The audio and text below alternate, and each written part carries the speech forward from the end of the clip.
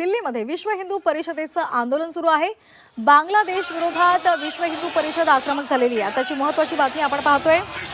बांगलादेशमध्ये पुन्हा एकदा हिंसाचार उफाळून आलेला आहे आणि तिथे एका हिंदू तरुणाची हत्या करण्यात आलेली होती। तसंच 7 वर्षीय हिंदू मुलीला सुद्धा ठार मारण्यात आलेलं होतं आणि त्याचमुळे आता बांगलादेश विरोधात विश्व हिंदू परिषदेने हे आंदोलन दिल्लीत सुरू केलेलं आहे।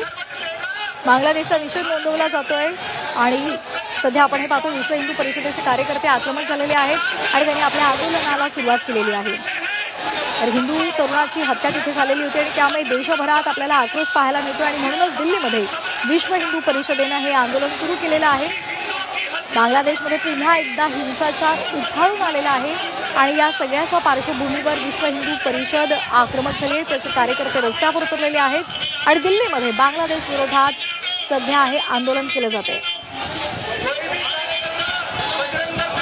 तर बांगलादेशमध्ये हिंदू तरुण दीपू चंद्र दास याच्या विरोधात कथित जमावानं मारहाण केलेली होती आणि त्याची हत्या सुद्धा केलेली होती। त्या मारहाण विरोधात त्याच्या हत्या केल्याच्या विरोधातच आता हे सध्या आंदोलन होतंय।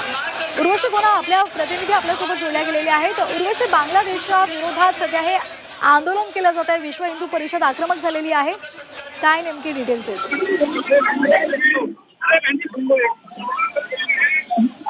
नक्कीच आपण बघतोय की कशा प्रकाराने इथे जे आहे मोठ्या प्रमाणावर आंदोलन सुरू आहे। विश्व हिंदू परिषद यांच्याकडून सगळे जे कार्यकर्ते त्यांनी बॅरिकेड ओलांडून जे बांगलादेश उच्च आयोग जे आहे त्यांच्याकडे जे जाणारे आहे तिथे ते त्यांनी पुढे जात आहेत।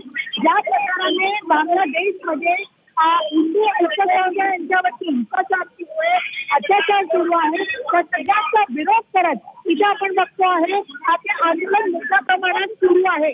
ज्या प्रकाराने एका हिंदू दीपू दास यांची जी एक हत्या झाली, क्रूरतेने जी हत्या झाली, तर सगळ्यांच्या संदर्भात आणि विरोधात इथे आपण बघतो मोठं आंदोलन इथे जो आहे तो सुरू झाला आहे। आज आपण बघतोय की ढाकामध्ये भारतीय उच्च आयुक्त तसंच सध्याची जी स्थिती आहे भारत आणि बांगलादेशमध्ये दोन्ही देशांमध्ये तणाव अशी स्थिती निर्माण झाली आहे। इथे जे आंदोलनकर्ते आहेत त्यांच्याशी आपण संवाद साधूया आणि बोलूया। कारण यहाँ पे इकट्ठे हुए क्या मांग है आप लोगों की?